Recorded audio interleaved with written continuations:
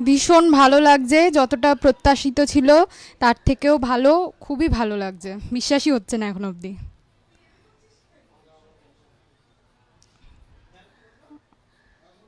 আসছে না।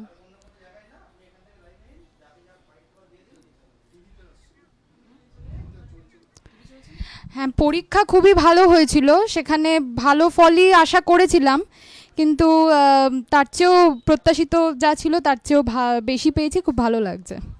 আমি ইকোনমিক্স অনার্স নিয়ে পড়তে চাই এবং জেনারেল লাইনে পড়াশোনাটা করে যেতে চাই। এই খবরটা তুমি কখন জানলে প্রথম?